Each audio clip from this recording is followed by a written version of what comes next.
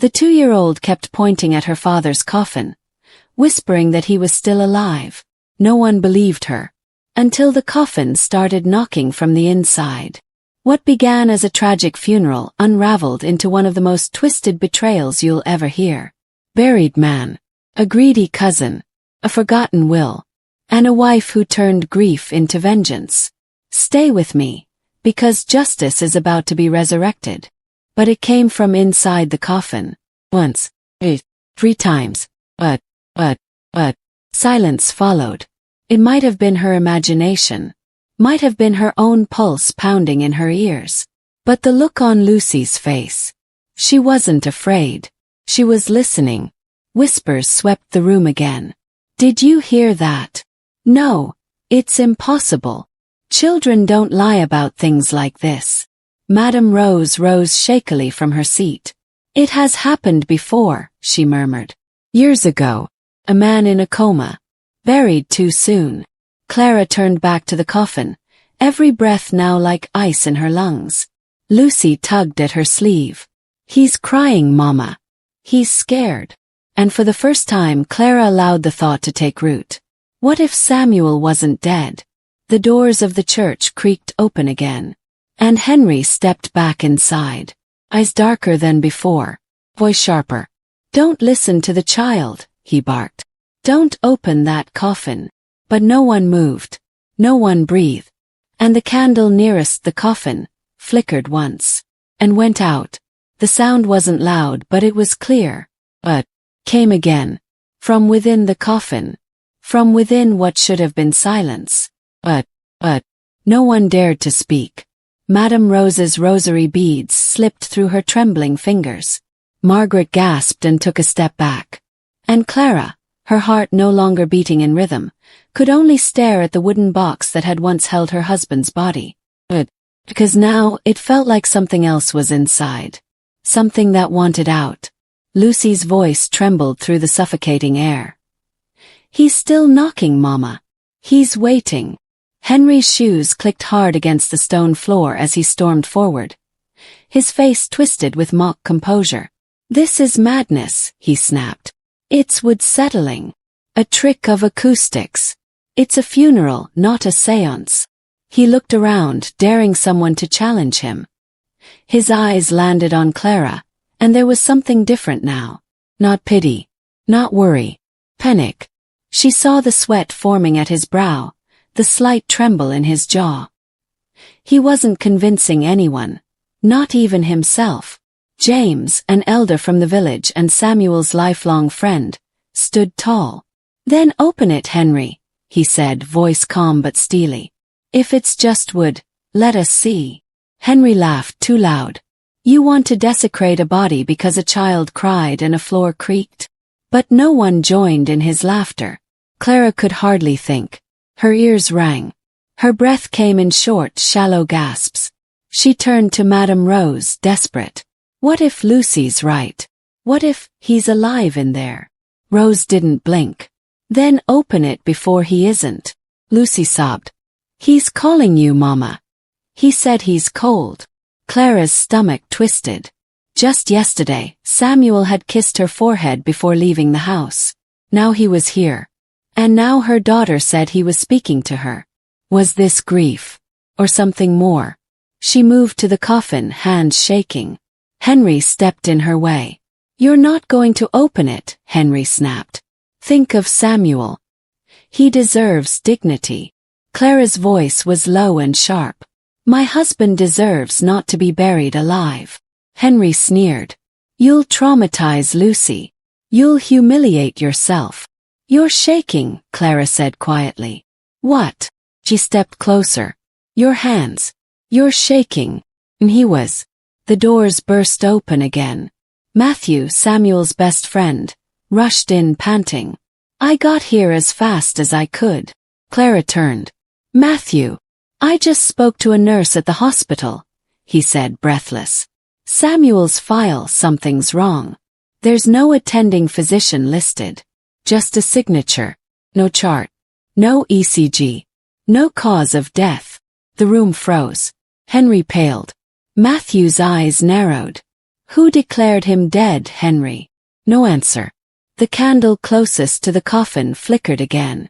Then it went out. Lucy whimpered. James moved beside Clara.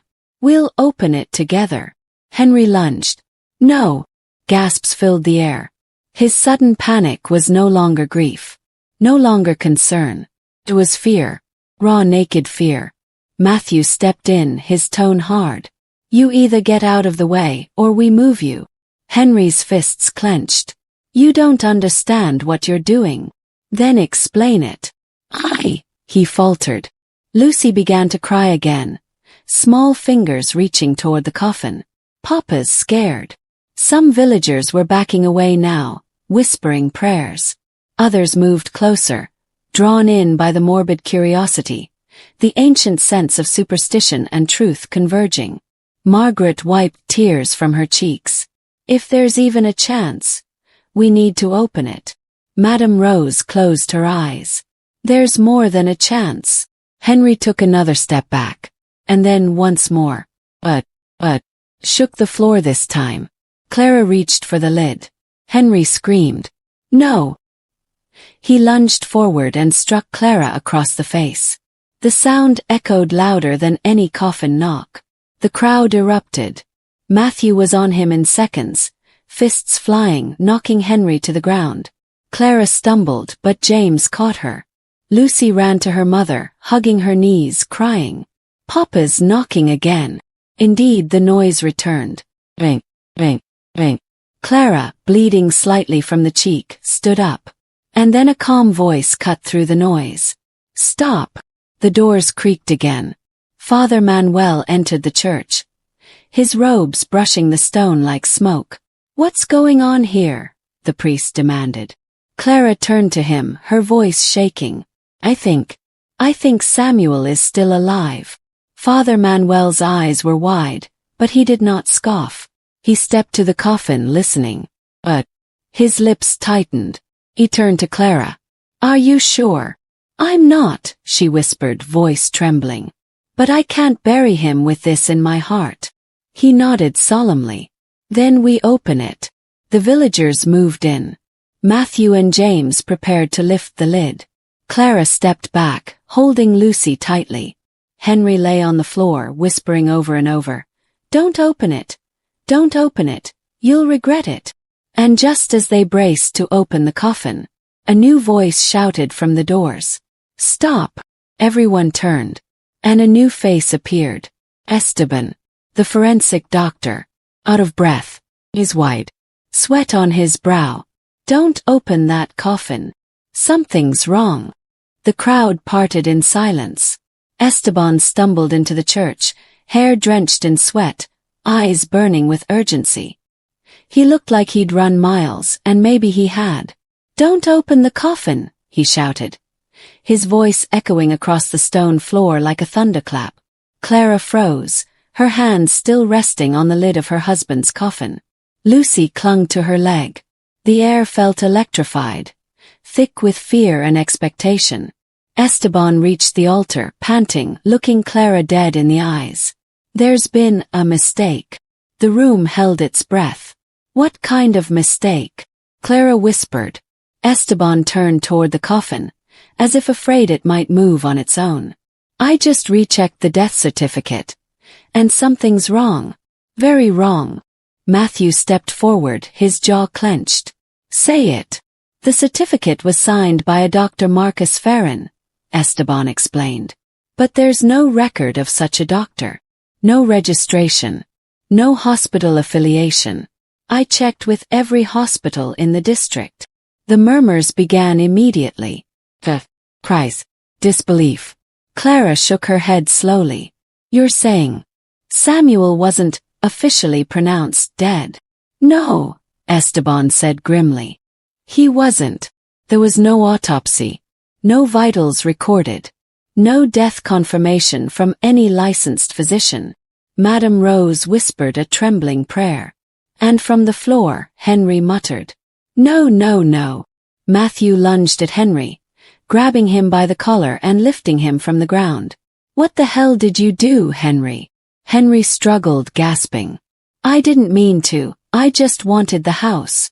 I just wanted what should have been mine. Clara's blood ran cold. What do you do? She demanded. Henry collapsed, sobbing. I put something in his drink. Just a sleeping agent. Swear. Just enough to scare him. Just to make him reconsider the sale. Matthew's voice shook with rage. You drugged him. I didn't know he was allergic. Henry screamed. I didn't know he'd go unresponsive. And then, Clara asked, her voice like broken glass. I panicked. I forged the papers. Paid someone to sign off. I thought he was gone. I didn't check. I was scared.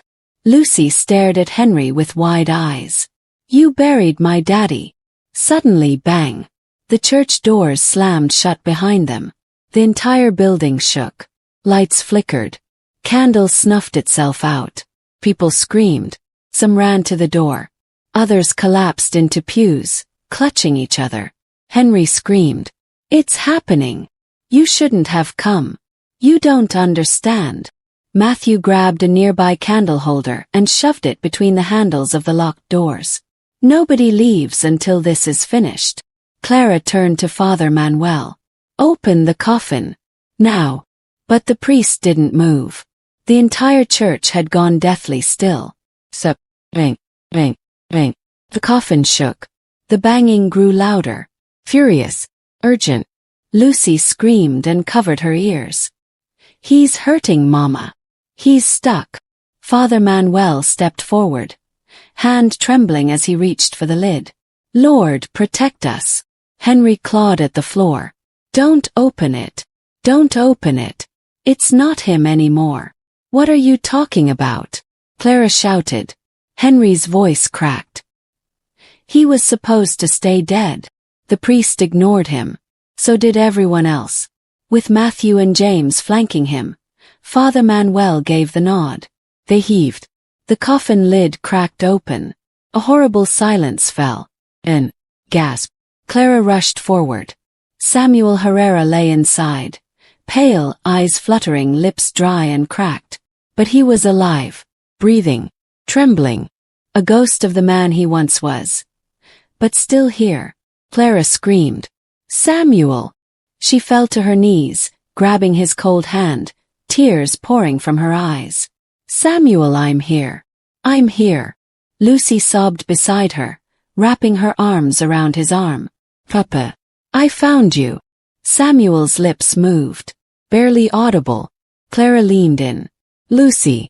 Clara. He smiled faintly. I heard you. The crowd wept. Madame Rose collapsed in prayer. Margaret turned away, sobbing into her shawl.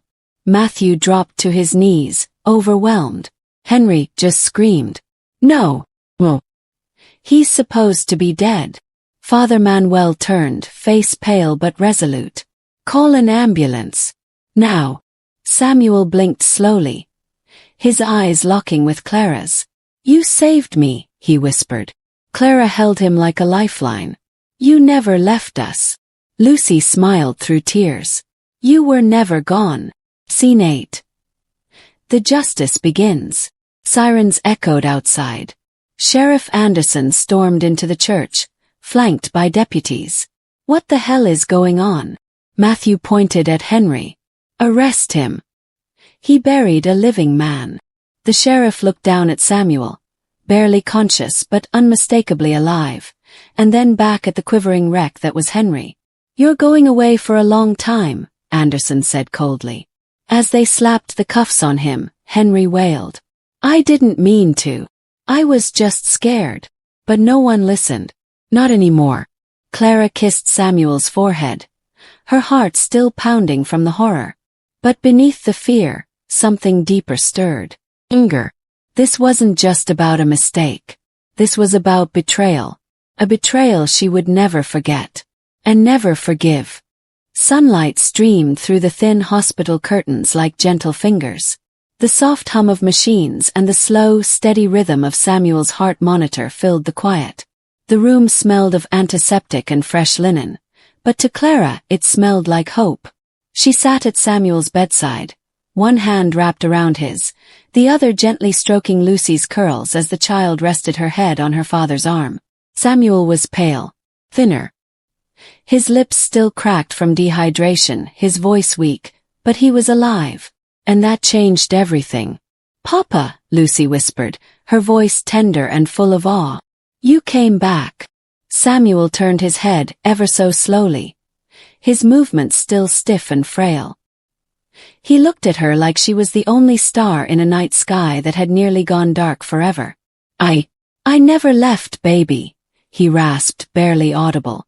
Tears slipped down Clara's cheeks as she pressed his hand to her lips. "We almost buried you, Sam," she whispered. "We almost. I thought you were gone." He looked at her and something in his eyes flickered. Not just exhaustion or pain. Something darker. "I heard everything," Samuel said, his voice hoarse and distant. Clara leaned closer. "What do you mean?" He blinked slowly. "I couldn't move, couldn't scream, but I could hear Lucy's voice. A voice. Priest. The whispers." His voice trembled. "And I heard him. Henry. Lying. Laughing. Talking about selling the house. Saying I was gone." Clara's throat tightened. "You remember that?" "I was screaming inside," he said. "Screaming to get out. Begging. But no one could hear me." Lucy leaned closer, laying her small hand on his cheek. "But I heard you, Papa. That's why I told Mama. I heard you in my dreams." Samuel smiled, the kind that broke your heart. Scene 4. Clara's fury awakens. Outside the room, Father Manuel and Matthew waited. Clara stepped out, her expression shifting. No longer a grieving widow, but a woman with a target. "Henry?" she asked. Matthew nodded. "Locked up. The sheriff's preparing charges. Attempted murder. Forgery. Tampering with a corpse." "Not enough," Clara snapped. Father Manuel raised a hand. "Justice will come." Clara cut him off. "Justice isn't enough." Her voice was ice. "He buried the father of my child. Alive." Later that night Samuel stirred.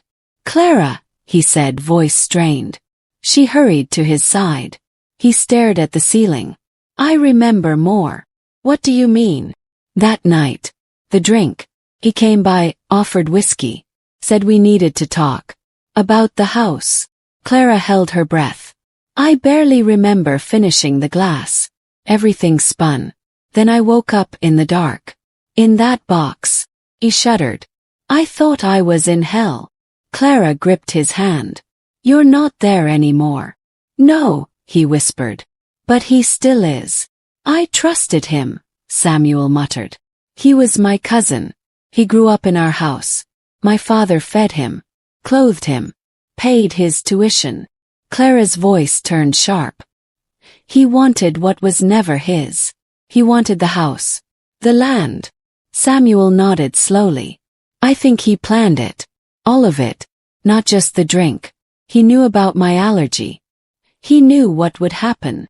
Clara felt the weight of his words settle like a stone in her stomach. Henry hadn't just made a mistake. He had committed murder in disguise. Sheriff Anderson arrived the next morning. His tone was respectful but grim. "We've confirmed the signature on the death certificate was fake," he said. "We've also found the doctor who signed it. Turns out he was paid under the table. Already has warrants in 2 other states." Clara narrowed her eyes. "So Henry paid a criminal to cover a crime." "That's what it looks like," the sheriff said. "We're assembling everything. We'll have enough for trial." Samuel nodded. "I want to testify." "You're not well enough." "I don't care. I want him to see my face when the sentence is read." Word spread fast. The village that once whispered about tragedy now burned with fury. Clara and Samuel received letters, flowers, meals, apologies.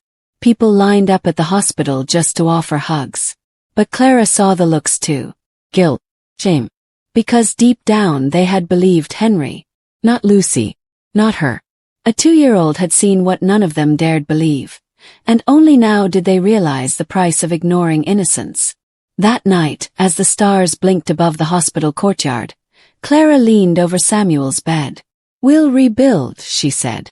"Piece by piece." Samuel looked at Lucy, asleep in a chair beside them, clutching his old shirt like a blanket. "We almost lost everything," he whispered. Clara nodded. "But not anymore." He turned to her. "Promise me something. Anything. If I don't make it, you will.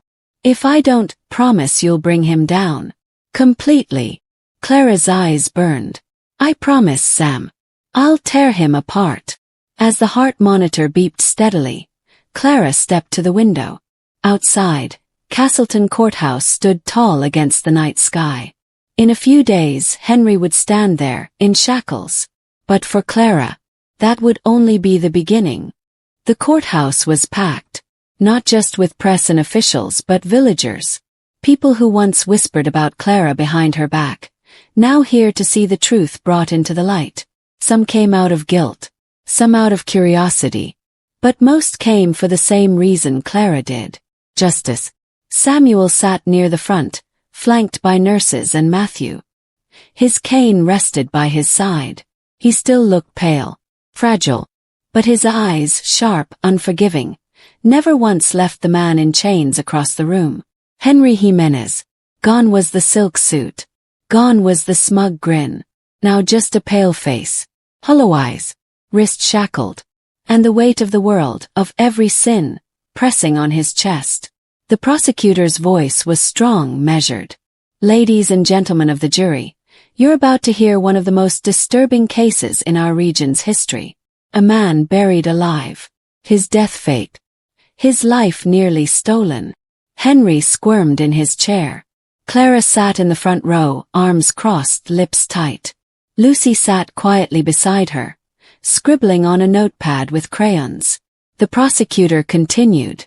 "This case isn't just about crime. It's about betrayal. About a man so consumed by greed, he chose to murder his own cousin for property." The judge nodded. "Proceed." Henry's lawyer, a greasy man with too much gel and not enough conscience, stood up, smiling faintly. "My client acted out of panic. Yes, mistakes were made. But this wasn't murder. There was no intent to kill.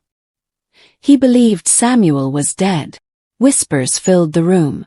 Clara's nails dug into her palms. "But why didn't he call an ambulance?" The prosecutor shot back. "Fear," the lawyer shrugged. "He made a mistake." "A mistake," Clara muttered under her breath. "He buried my husband." A hush fell over the room as Samuel stood, slow but steady, walking to the witness box with his cane. He raised his hand, took the oath, and sat. His voice was weak, but his words cut like a scalpel. "I remember everything." The jury leaned in. "I remember the drink Henry gave me. I remember feeling dizzy, then darkness, then waking up in the coffin. I couldn't move. I couldn't scream, but I could hear. I heard Clara. I heard Lucy. Heard him, laughing, pushing to sell the house." Henry looked down. "For 3 days I laid in that coffin, buried, conscious, listening to the world mourn me." The courtroom was silent, except for the sound of someone quietly crying. Henry's lawyer stood. "Mr. Herrera, with all due respect, are you sure this wasn't a hallucination? You were drugged after all." "I heard your client discuss selling the house with my wife," Samuel said, calm and clear. "I heard him say I was a fool. I heard him mention the bank accounts." The lawyer shifted. "But that's circumstantial." Samuel cut in. "Do hallucinations mention bank routing numbers?" The jury looked stunned. The lawyer sat down. The judge looked toward Clara. "Mrs. Herrera, the prosecution has requested your daughter speak. Is she able?" Clara looked at Lucy. The child nodded. She walked up to the stand, holding her drawing pad. The judge smiled gently. "Hi, sweetheart. What's your name?" "Lucy Herrera. And can you tell us what you heard that day at the funeral?" Lucy looked at Henry, then at the jury. "I heard Papa," she said. "In the coffin." She nodded. He said he was scared, that it was cold, that he couldn't breathe. People in the room began to cry. What else did you hear? I heard Uncle Henry say not to open it. Why do you think he said that? Because he knew Papa wasn't dead. Henry stood up shaking. This is ridiculous. You're listening to a child. The judge banged his gavel. Sit down. But Henry didn't. He pointed at Clara. You poisoned her against me. You did that yourself, Clara said. The bailiffs moved in. Henry screamed. You'll regret this. All of you. Matthew stood up, ready to charge him, but Samuel raised a hand. No. Let him burn on his own. Scene 8. The verdict approaches. The final witness was Esteban, the forensic doctor. He confirmed the falsified death certificate, the unlicensed doctor, the lack of a medical exam and the bribe. He paid me $5,000, Esteban admitted. Told me the man was dead and needed privacy. Said it was a family thing. The prosecutor's closing argument was short. You don't bury a man without knowing he's dead. And if you do, it's not a mistake. It's murder. The jury returned after 3 hours. On the charge of attempted murder, we find the defendant guilty. On the charge of falsifying a death certificate, guilty. On the charge of unlawful burial, guilty. Henry collapsed to his knees. The judge looked down at him. You showed no remorse. You exploited trust. You nearly killed a man. He slammed the gavel down. 25 years. No parole. As Henry was dragged away, screaming about curses and injustice, Clara turned to Samuel and Lucy. We're free, she whispered. But Samuel didn't smile. Not yet, he said softly. He had help. Clara looked at him. You mean the fake doctor? He shook his head. No. Someone else. Back home the air still didn't feel real. The curtains fluttered in the soft morning breeze. The walls, once suffocating, now stood quiet, almost reverent, as if the house itself knew its true master had returned. Samuel sat at the kitchen table, slowly stirring tea. His hands still trembled, but color had returned to his skin. His voice, once a whisper, was firmer now. Lucy buzzed around the room, carrying drawings of their family. She paused, holding one up. This one's us at the hospital, she said proudly. See. You're smiling now, Papa. Samuel gave a soft smile. That's because I have the best artist in the world. Clara watched them from the doorway. Should have been peace. It should have been the end of the nightmare. But it wasn't. Because in her gut, something still twisted. Clara, Samuel said that night, once Lucy was asleep. She turned to him from the bed. Yeah. He stared up at the ceiling. That night. When Henry gave me the drink. He wasn't alone. Clara froze. What do you mean? I remember another voice. I didn't recognize it at first. But now it's clearer. Female. Angry. Familiar. Did you see her? No. But she was there. Arguing with him. Telling him he needed to get it done before I signed the will over. Clara's breath caught. Wait, she whispered. The will. Samuel nodded. I'd been working on an updated version. To protect Lucy in case anything happened to both of us. I hadn't told anyone yet. Clara felt her pulse quicken. How would Henry even know? Samuel stared into her eyes. He wouldn't. Unless someone close to me told him. Clara spent the next day rifling through documents, voice notes, texts. Everything Samuel had kept in his study was undisturbed. Except one drawer. The one where he used to keep important drafts. Me. She double-checked old voicemails. And then she heard it. A message from 2 weeks before his death. Hey, it's me. Listen, I know it sounds crazy, but I'm starting to think Clara's old friend is feeding Henry info. I overheard something about the deed during that phone call last week. Be careful. Don't trust anyone right now. Clara paused the playback. My old friend. She blinked. Her heart sank. Jasmine. Jasmine had been Clara's friend since university. They'd grown up like sisters, spent holidays together, even stood by each other's side during their weddings. But the past few months, something had shifted.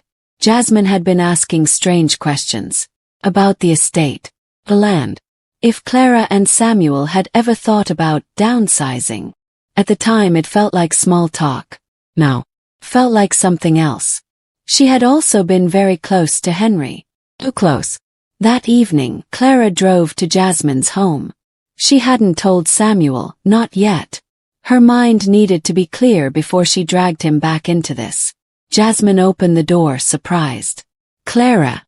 Oh my God. Is everything okay? How's Samuel? Clara gave her a long, unreadable look. He's alive. Healing.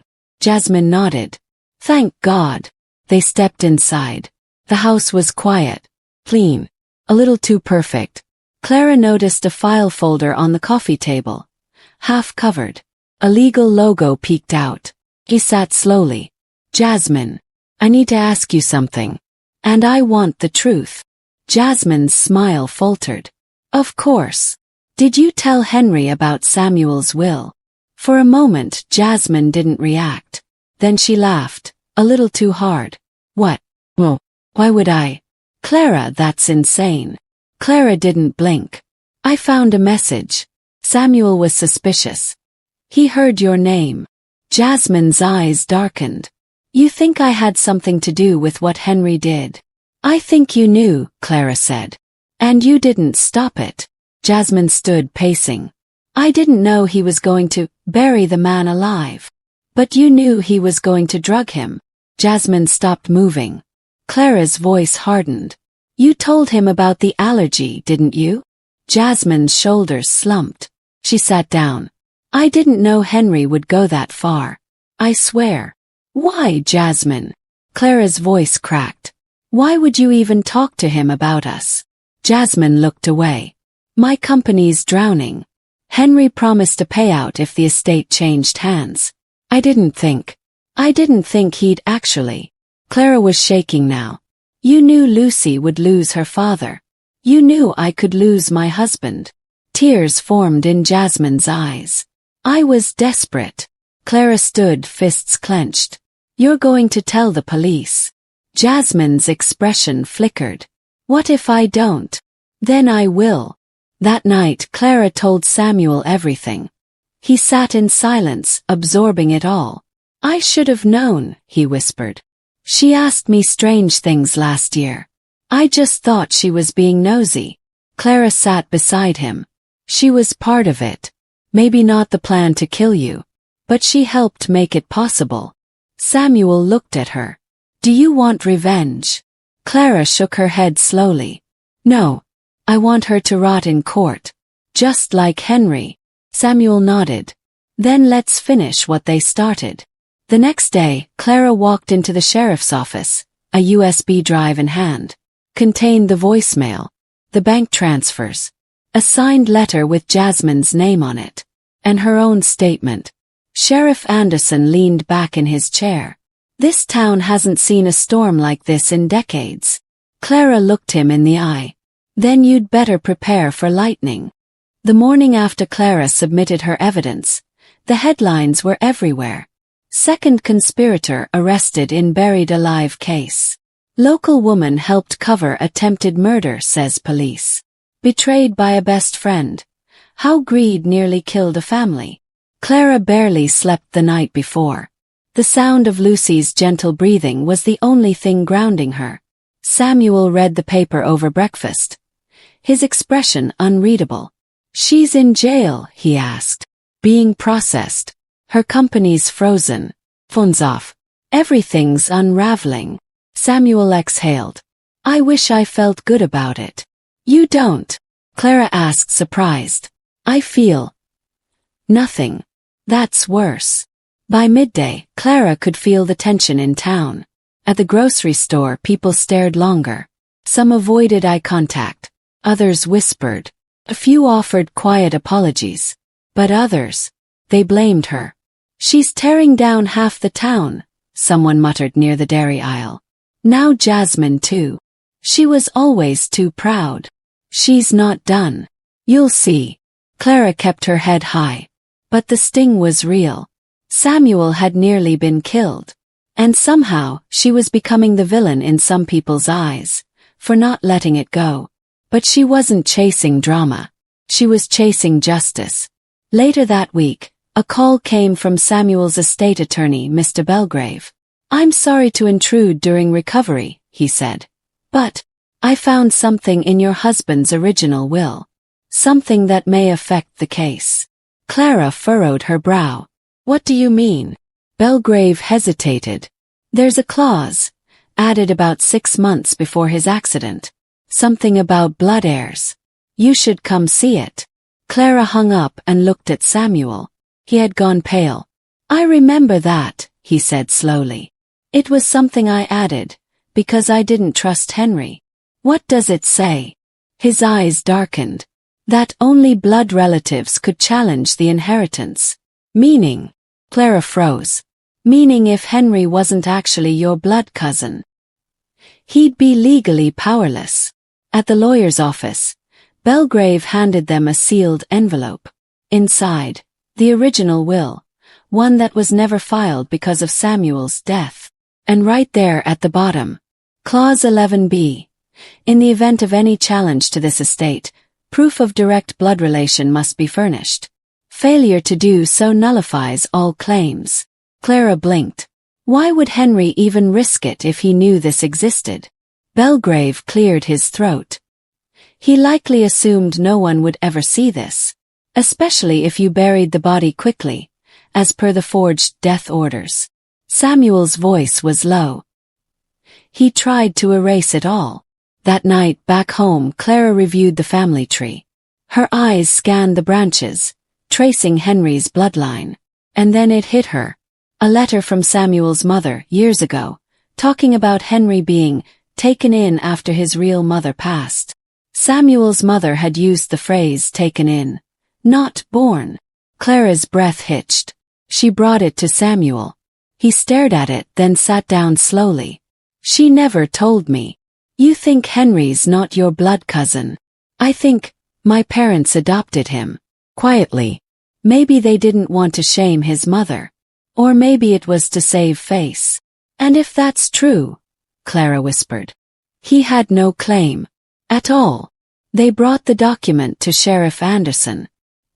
His response was immediate. "If Henry knew he wasn't family and tried to claim inheritance, that's fraud on top of attempted murder." "And Jasmine?" Clara asked. "She may have known too. They went to high school together. All of this may have been orchestrated." Clara sat forward. "We need DNA." Samuel nodded. "Test me." "Test him." 1 week later the results came in. Clara, Samuel, and the sheriff sat in a small office, the file open on the desk. Sheriff Anderson tapped the paper. "No biological match. Not even close." "He's not your cousin." Samuel leaned back, jaw tight. "All that time. All the memories. The holidays. It was a lie." Clara reached for his hand. "You had a snake in your home." He nodded. "Now he'll choke on it." The news ran wild with the revelation. Henry Jimenez never related to Herrera family. DNA confirms fraud. Will clause could void all claims and add new charges. Former friend Jasmine Cooper implicated in estate scheme. Jasmine's bail was denied. Henry's lawyer tried to withdraw from the case. The court rescheduled the sentencing hearing. And for the first time, Clara felt something close to relief. But not closure. Not yet. That evening, Samuel sat in his study, writing something. Clara entered quietly. He looked up. "I want to update the will," he said. "Properly. Publicly." Clara tilted her head. "Why?" "I want the whole town to see what happens when you try to bury someone for profit." He turned the paper toward her. A new clause. "No part of this estate shall ever pass to anyone who attempts to harm this family, in life or in death." Clara smiled. "I'll sign it too."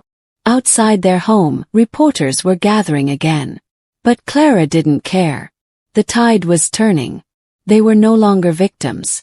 They were survivors with truth on their side, and the receipts to bury anyone who came next. The days had been calm. Samuel had started sleeping longer. Clara had been cooking again. Lucy drew a picture of their family holding hands under a rainbow. But under all that, Clara felt it. The silence was loaded, like something holding its breath. She triple-locked the doors that night, checked the windows, tucked Lucy in twice. Still she couldn't sleep. Not until 3:42 a.m. And at 3:58 a.m. the front door creaked. Clara's eyes snapped open. First she thought it was a dream. Then she heard the floorboards creak again from the hallway. Samuel stirred beside her. "What is it?" Clara didn't speak. She slipped out of bed, bare feet on cold wood. She grabbed her phone, turned on the flashlight, and stopped breathing. The front door was ajar, and muddy footprints led inside. She didn't call out. She backed into the bedroom, closed the door gently, and whispered, "Samuel, wake up." He sat upright immediately, instincts flaring. Clara handed him the phone. "There's someone in the house." He reached for the emergency panic button, a silent alarm that would ping the sheriff's office instantly. They'd installed it a week ago. Clara grabbed the baseball bat from beneath the bed. Not waiting, she crept into the hall. Lucy's room door was shut. She tiptoed over, pressed her ear to it. No sound. The hallway was dim, lit only by moonlight.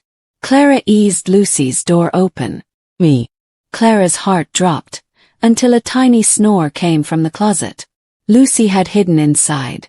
Smart girl. She slowly opened the closet door.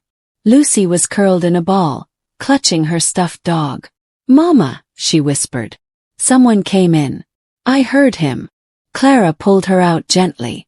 "It's okay now, baby." But she didn't believe it. Suddenly, glass shattered downstairs. Samuel flinched. Clara froze. Someone had just broken something. Another crash, a plate. Whoever it was. They were making noise on purpose now, taunting them. Clara looked at Samuel. "He knows we're awake." Samuel gritted his teeth. "He wants us scared." Not today. By the time the sheriff arrived, Clara had already chased the figure out with the bat. She hadn't seen his face. Just a silhouette. Wearing gloves.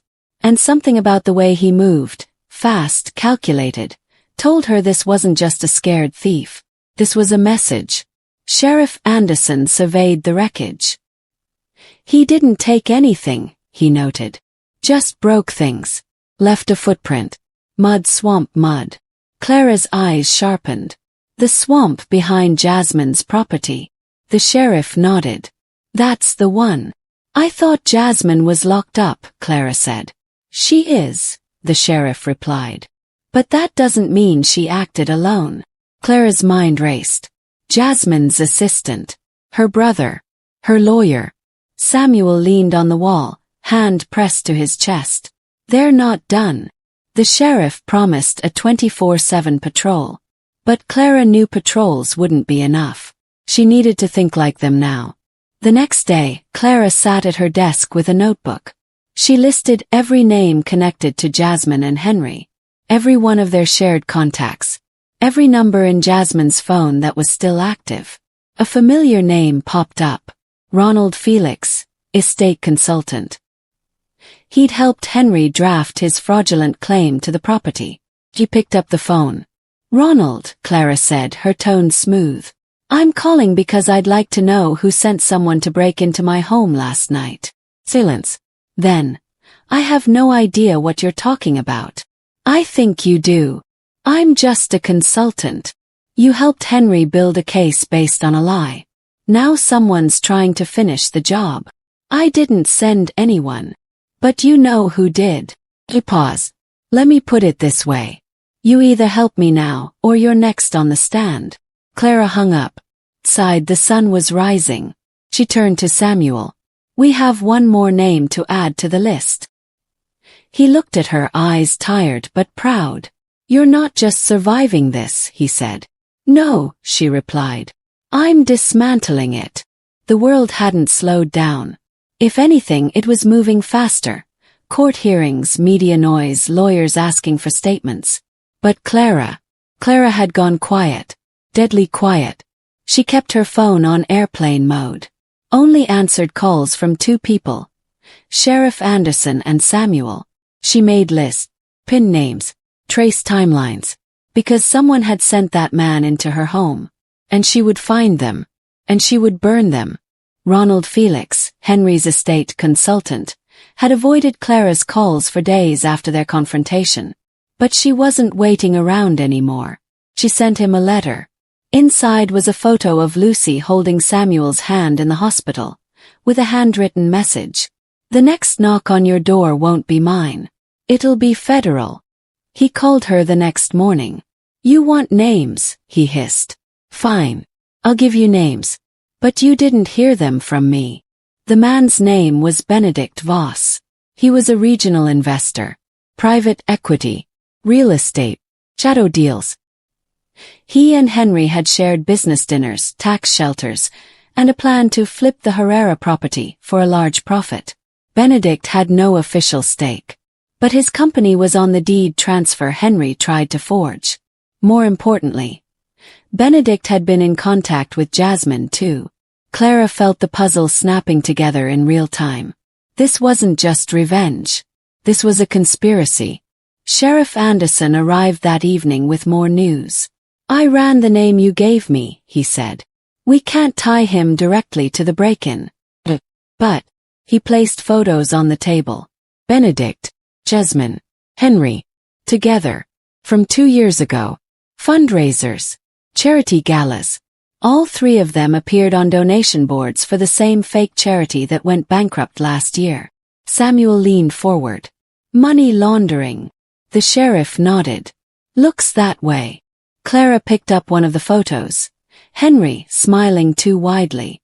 She set it down like a card in a war hand. The next morning, Clara heard footsteps on the porch. She opened the door, and there he was. Benedict Voss. Sleek suit. Aviators. Arms crossed. He didn't look like a criminal. He looked like a man who ordered the world from behind a curtain. Mrs. Herrera, he said smoothly. May I speak with you? She didn't blink. You have 10 seconds. Benedict chuckled. I just came to say I'm sorry about everything that's happened. Try again. You're clearly under a lot of stress. The estate drama. The trial. The media. And I'd hate for any of this to escalate further. Clara crossed her arms. Is that a threat? He smiled. It's an invitation. To what? A deal. I can make the charges go away, he said calmly. The break-in, the conspiracies, even Henry's sentence. All of it. My team has reach. But I need you to step back from the estate. Sell it. Walk away. Start over. Clara stared at him. Then laughed. You came to my door, after trying to bury my husband alive, to offer me a deal? He shrugged. Everyone has a price. Clara's eyes went cold. Mine's justice. And she shut the door in his face. Clara called a friend. Dina, an ethical hacker she'd gone to college with. I need proof of who hired the intruder, she said. Dina didn't ask questions. Send me names, emails. Anything you have. Within 24 hours, Dina cracked the private server used by Voss's company. And there it was. A message thread between Henry and Benedict. H. The body's in the ground. The deed goes through next week. B. Make sure Clara doesn't fight it. H. She's grieving. I'll handle it. B. If not, we'll handle her. Clara's hands shook as she read it. They weren't just greedy. They were evil. Sheriff Anderson offered to issue a statement to the media. But Clara insisted on doing it herself. She stood outside the courthouse. Camera crews gathered like moths. I want to make something clear, she said. My husband was nearly murdered by people who wanted a piece of land, house, a title. They thought I would cry and disappear. They thought grief would silence me. She looked into the lens. But I am not grieving anymore. am fighting. And I'm coming for every one of them. That night, Samuel and Clara sat in the living room with maps, documents, and legal files spread around them like a battle table. Samuel leaned on his cane, staring at a zoning map. If they wanted this land so badly, he muttered, maybe we should show the world why. Clara looked at him. What do you mean? I think there's something buried under this estate. Something they weren't just hoping to flip. Clara blinked, and then remembered. A hidden cellar Samuel's father used to mention. One no one had entered in years. Clara stood up, heart racing. Then tomorrow we dig. The next morning, Clara stood on the back lawn, shovel in hand, staring at a small, rusted hatch hidden beneath ivy and dust. Samuel, steadying himself on his cane, pointed to the broken brickwork beside it. My father sealed it off 30 years ago, said it was unstable. But I always thought it was something else. Clara bent down, brushing dirt off the hinges. Think it's safe? No. Good. They pried it open together. Scene 2. Beneath the house. The cellar stairs were old stone, crumbling at the edges. The air was thick, damp, stale, like secrets rotting in silence. Clara held the flashlight while Samuel descended behind her. At the bottom, a large metal door, bolted with a padlock rusted nearly shut. Samuel handed her a crowbar. One good swing. Clara didn't hesitate. With a single loud crack the lock snapped. The door creaked open, and inside they found a ledger. Scene 3. The mineral rights. ***. The ledger wasn't just a book. It was a map, blueprints, drilling logs, mineral surveys. Beneath their land, beneath the very house Henry tried to steal, sat a pocket of rare earth minerals. Valuable enough to attract mining companies, investors, even foreign buyers. Samuel's father had known. So had his grandfather. But they had hidden it, kept it buried, away from corporate eyes. A legacy meant for future generations, not for profit. Until Henry found out.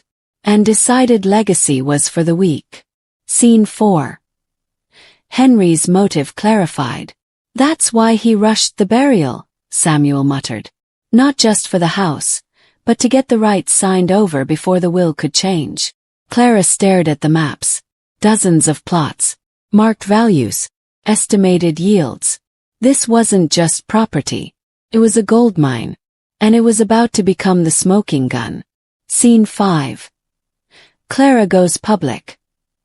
***. The following day, Clara met with a journalist, one she trusted. She handed over copies of the ledger, the server emails, and the mineral reports. I'm not just accusing them of attempted murder anymore, she said.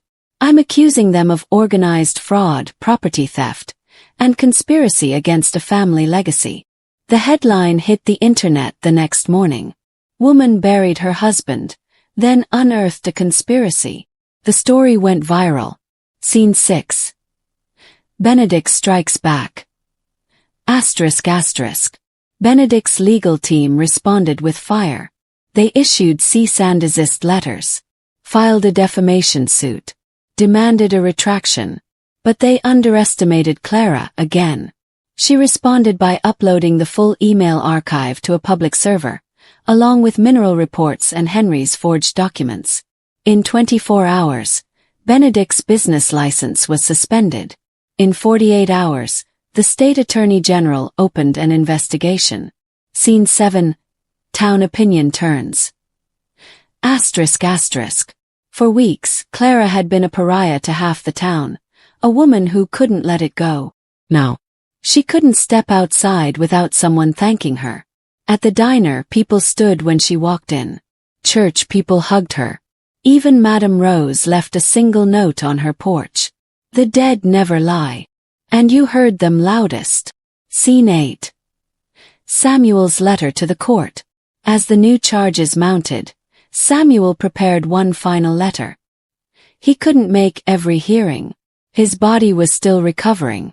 But his words carried weight. To those who would silence a man to steal from his child, your greed has made you hollow. And now, like me, you will be buried. Only this time it will be by the truth. It was read aloud in court. And it broke whatever will Benedict had left. Scene 9.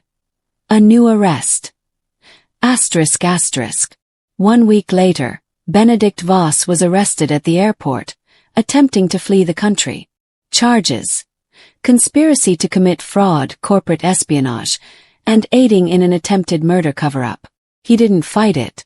Didn't even speak. He just hung his head. And for the first time, Clara saw what true defeat looked like. Scene 10.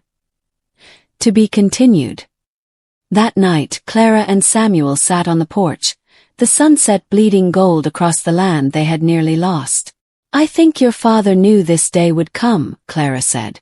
Samuel nodded. "And now it's ours again." She leaned. A full 8 months had passed since the funeral that nearly became a burial. Samuel walked stronger now, cane still in hand, but no longer leaning on it like a crutch. His color had returned. His voice no longer broke when he spoke about those days in the dark. Lucy was back in school. And Clara, she was in fight mode. Because the final sentencing hearing had been set. The court would deliver final judgment on Henry Jimenez, Jasmine Cooper, and Benedict Voss, in one high-profile public trial. Every camera in the state would be watching. But Clara didn't care about the cameras. She cared about closure. The night before the trial, Samuel had a nightmare. He woke up gasping, drenched in sweat. Clara held him. "What happened?" "I was back in the box," he whispered. But this time, Lucy was in there too. Clara felt her heart sink. "She's safe," she said gently. "But she wouldn't have been," he whispered. "If she hadn't heard me. If you hadn't believed her." He looked at Clara with awe. "You saved us both." The next morning, Clara opened the mailbox and froze. Inside, among the usual junk, was an envelope with no return address. But she knew that handwriting. Henry's. She tore it open on the spot. Inside, 2 handwritten pages, titled, "If you're reading this, I've already lost." She sat down on the porch steps and began to read.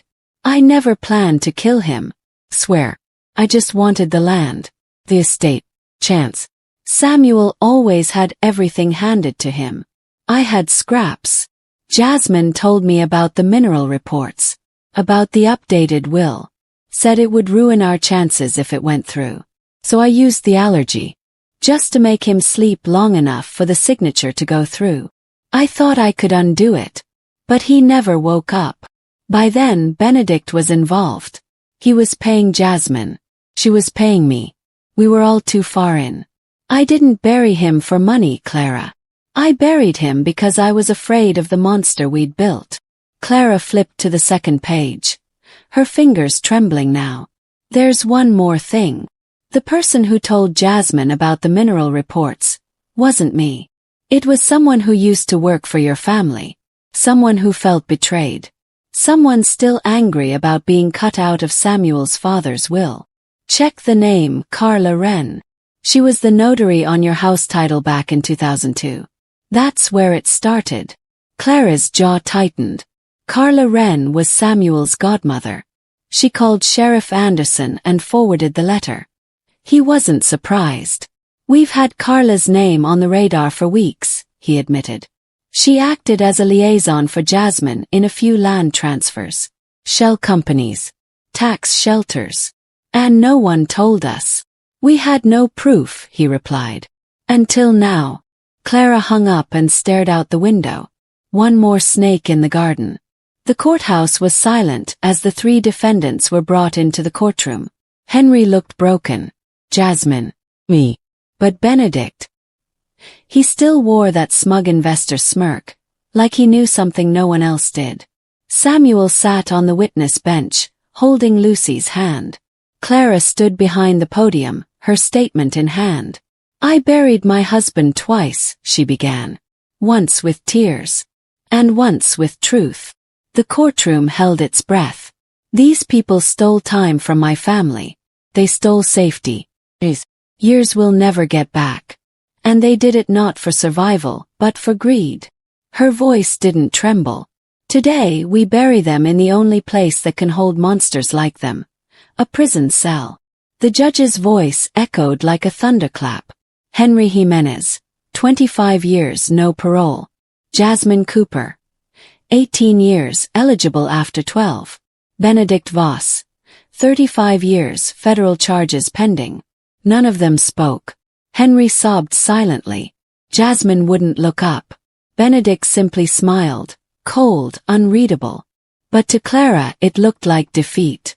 As the cuffs snapped around their wrists and they were led away, Samuel leaned close to Clara. "It's over." Clara watched them disappear through the courtroom doors. "Not yet." "Why?" "Because Carla Wren is still free." The morning after the sentencing, Clara walked alone along the edge of the field behind their home. Fog clung to the grass like ghosts reluctant to leave. She thought the verdicts would bring peace. Instead they brought clarity. Now she saw the full picture, not just Henry's jealousy or Jasmine's greed or Benedict's manipulation, but Carla's betrayal, the woman who used to braid Clara's hair as a teenager, who stood beside Samuel at his baptism, who held Lucy the day she was born, and who now, according to Henry's confession, had sold out the family for a payout. Carla had been a fixture in the Herrera family for over 30 years, a trusted notary, Samuel's father's confidant. After his death, she'd helped manage the estate transition. She signed off on the trust, managed the inheritance, knew every clause in every contract. But when Samuel started making changes, removing loopholes, transferring titles to Clara and Lucy, Carla vanished. No explanation, no goodbye. Now Clara knew why. She hadn't disappeared. She had been watching and waiting. Sheriff Anderson called later that day. "You were right," he said. "We dug deeper into Carla's activity over the last 5 years. She helped Henry and Jasmine establish a shell company that nearly bought your property at auction." "What?" Clara blinked. "Auction? When?" 6 months ago. While Samuel was in the hospital. Henry tried to push a quiet foreclosure on a fake debt he created with Benedict. Carla signed off on the papers as a legal witness. Clara clenched her jaw. She knew everything. From the beginning. And now she's gone. Carla Wren's house was empty. Her car gone. No withdrawals. No phone pings. No passport scans. She'd gone underground or had someone help her disappear. Clara didn't panic. She just got smarter. Scene 5. Dina returns. ****. Clara called her hacker friend Dina again. "I need you to find someone. Rest. No courts. No waiting. Just proof." "Who's the target?" "Carla Wren." Dina laughed softly. "The notary queen. I've heard of her. She's the one people use when they want a signature that disappears. I need her found. Then I'll need full access. Fixed. Old records. Samuel's father's ledgers. Everything." Clara didn't hesitate. "Send me a drive link." In the study, Clara found one more key in the back of an old Bible. It unlocked a safety box in the garage. Inside were documents dating back to 1979. One folder was labeled Wren. Non-disclosure. Property classified. She handed the documents to Dina digitally that night. And the next morning, a message pinged back. "Got her." Carla was hiding in a lakeside cabin 3 counties away, under a fake name, in a rental paid for by a dormant corporate account tied to Benedict Voss. Clara met with Sheriff Anderson immediately. "She's off the grid, but she's not untouchable," he said. "But if we storm in now," Clara added, "she'll burn everything. What do you want to do?" Clara took a breath. "Let me talk to her." 2 days later, Clara knocked on the cabin door. No lawman. No cameras. Just her. Carla opened the door slowly. Gray hair tied up, eyes sunken from sleepless nights. For a moment she didn't speak. "Clara. I thought I'd see you at the funeral," Clara said coldly. "I thought you wouldn't survive it," Carla replied. The words landed like a slap. Inside the cabin, Clara stood by the fireplace.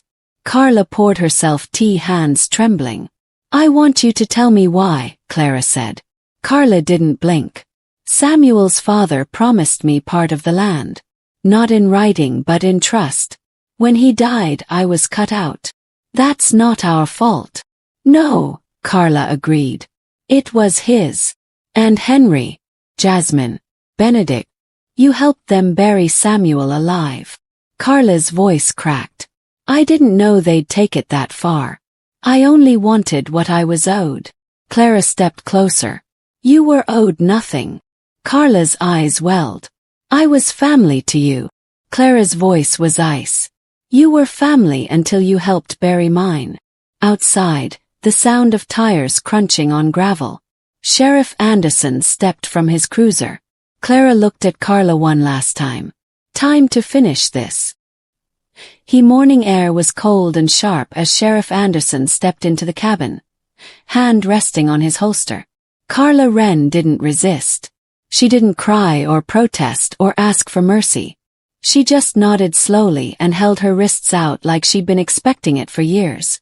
Clara watched in silence as the cuffs clicked closed. "You betrayed a family that trusted you," the sheriff said. Carla only looked at Clara. "I trusted your father-in-law," she said. "And he betrayed me first." As she was escorted to the cruiser, Carla turned over her shoulder. "There's something Samuel should know. Something his father never told him." Clara's heart thudded. "What are you talking about?" Carla hesitated. Then she said quietly, "Samuel was never meant to inherit the land. His father changed the will 2 days before his death." Clara blinked. "That's not possible. I was the notary. I saw the document. But after he died, Samuel's mother destroyed it, to keep everything for him." "You're lying." Carla's eyes were eerily calm. "Check the vault. Behind the false panel in the study. It's all there." That night, Clara and Samuel stood in the study, flashlight and crowbar in hand. Clara pried behind the bookshelf, and there it was. A sealed compartment. Inside, a yellowed envelope sealed with wax. A legal document, and a handwritten note from Samuel's father dated just 48 hours before his death. Clara handed it to Samuel. He opened it slowly, like it might explode in his hands. The paper was unmistakable. A new will. Filed. But real. And in it, a shocking twist. The land had been divided. Not left entirely to Samuel, but partially to an unknown beneficiary named Miguel Ortega. Samuel's hands trembled. I don't know who that is." Clara's voice was barely a whisper. "Your father left half the estate to someone else." "I've never heard that name." But Clara had. She rushed to the garage, rifled through the same folder Samuel had found after his father's death. She pulled out a photo, a faded picture of a young man, smiling beside Samuel's father, arm around a woman Clara had never seen. Written on the back, "Miguel, my firstborn. Mexico, 1973. Clara felt her throat tighten. "Samuel," she whispered. "Miguel, he's your half-brother." Samuel sat in silence for nearly an hour. He didn't cry, didn't rage. He just stared at the document. "All my life I thought I knew who I was," he said finally. "But my father lied. About the land. About Miguel." Clara touched his hand. "It doesn't change who you are. It changes everything," he said. "The will, claim, the legacy. It means I only own half this land." Clara leaned forward. "No, means we need to find Miguel. And finish this the right way." Outside, the sun rose over the fields that had almost been stolen. Now Clara realized they had never fully belonged to them at all. But the truth didn't scare her anymore. It fueled her. Because justice wasn't just about revenge. It was about setting the story right, from root to stem. The next morning, Clara pored over every document they had.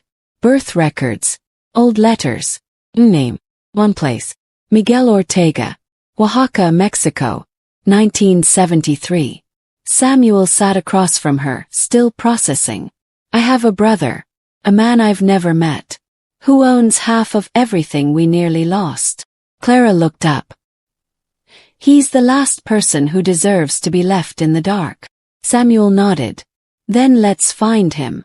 Dina, their digital ally, worked fast. 3 hours later she called back. Got him. Miguel Ortega, 52 years old. Runs a small woodworking business in Juarez. Keeps a low profile. Never married. No known criminal ties. I'll email the details, she said. But heads up, someone else has been looking for him too. Clara tensed. Who? I can't confirm, but it came through an IP linked to one of Benedict's shell firms. Samuel's eyes went cold. They want him dead. They booked flights that night. Clara, Samuel and Matthew, Samuel's lifelong friend, landed in Juarez 2 days later. Dust hung thick in the air. The sun felt heavier. But there was purpose in their steps. They found Miguel's shop easily. A small, sunlit workspace filled with handcrafted chairs and carved crucifixes. He looked up as they entered, tall, quiet, with the same brow as Samuel. Can I help you? Samuel took a breath. I think we're brothers. Over coffee they laid it all out. Their father. The estate. The will that was never filed. Miguel listened quietly, hands clasped. I always suspected, he said. He sent money sometimes. No letters. Just support. My mother said he was a good man with a complicated life. Samuel blinked. He was a hard man. I didn't know about you. I didn't know about you either, Miguel said, then added softly. But I'm glad I do now. That night Clara noticed something. A car parked across from their hotel. Same car. All day. Dina confirmed it with a license plate photo. Registered to a company that used to be managed by Benedict Voss. They're watching us. Samuel clenched his fists. They want Miguel silenced before we can legally restore the will. Clara's voice hardened. Then we need to leave. Now. The next morning they left before sunrise. No notice, no goodbyes. Dina booked them on a private flight back to the U.S. By the time Benedict's man knocked on Miguel's shop door, it was already empty. 3 hours later, Miguel crossed the border under escort from Sheriff Anderson's team. Clara met him with a quiet smile. You made it. Miguel looked around the Herrera land, silent awe in his eyes. This was my father's legacy. No, Clara said. Now it's yours and Samuel's. Inside the house, Samuel stood at the front door waiting. Miguel walked up the steps. The two men, strangers by blood, brothers by fate, shook hands. No words. Just understanding. Just history. And just enough time left to make it right. 1 week later, in a quiet courthouse, the three of them stood side by side. Clara, Samuel and Miguel. The judge reviewed the documents. The new will. The updated deeds. Mineral rights. Ownership titles. Miguel now held equal rights to the estate, and legally recognized kinship as Samuel's brother. The judge looked up. It's done. Samuel turned to Miguel. You're home now. Scene 2. Benedict's final move. Asterisk asterisk. But evil doesn't die quietly. That same night, Clara received a plain envelope. Inside, a burner phone. It rang within seconds. She answered. Benedict's voice oozed through the line. You think you've won, Clara? She didn't speak. Power doesn't vanish just because you handed land to a poor stranger. Clara finally replied. No, Benedict. It vanishes when people stop being afraid of you. He chuckled coldly. You're on a list now, Clara. Be careful where you walk. She hung up without another word. Scene 3. Sheriff's office. Asterisk asterisk. Clara brought the burner phone directly to Sheriff Anderson. His team traced it within 48 hours, leading to a small storage unit owned by one of Benedict's remaining shell companies. Inside, documents, fake passports, and blueprints. But no bombs, no weapons, just plans. Plans to erase Miguel's claim. Plans to discredit Samuel. Plans to ruin Clara. They were already too late. Scene 4. Benedict Falls. ***. Federal prosecutors used the evidence to file additional charges. Attempted witness tampering. Interstate threats. Conspiracy to intimidate. Benedict's bail was revoked. His last appeal denied. This time when he was led away, the smirk was gone. And Clara didn't even bother watching the footage. She had more important things to do. Scene 5. The final walk. A month later, the family gathered on the back porch of the Herrera home. The fields swayed in the wind. Samuel, stronger now, sipped tea with Miguel by his side. Lucy played in the grass. Clara stood alone, staring out over the land. It had nearly been stolen. Samuel had nearly been buried alive. But now, it was theirs. Scene 6. Legacy rewritten. They held a small ceremony that weekend. No cameras. No reporters. Just neighbors. Family. Survivors. They unveiled a wooden plaque at the edge of the estate. For those who came before us, and those who chose truth over silence. The Herrera Legacy, reborn 2025. Miguel carved it himself. Samuel wept as he read it aloud. Clara just held Lucy close. Scene 7. Closure. ***. That night, after everyone had gone, Samuel asked Clara a question. Do you regret it? Pushing this far? She looked at him, eyes full of fire and peace. No. Because we didn't just survive them. She turned to the window, watching Lucy twirl barefoot in the yard. We outlived them. Scene 8. Final lines. Justice wasn't loud. It wasn't about revenge. It was about holding the line, even when everyone else runs. It was about knowing your truth. And refusing to bury it. Clara didn't just win. She reclaimed a name, land, legacy, and gave her daughter a story that no one could erase. If this story left you speechless, hit that like button and share your favorite moment in the comments. What would you have done in Clara's place? Subscribe now, because truth, justice, and powerful storytelling are what we do best.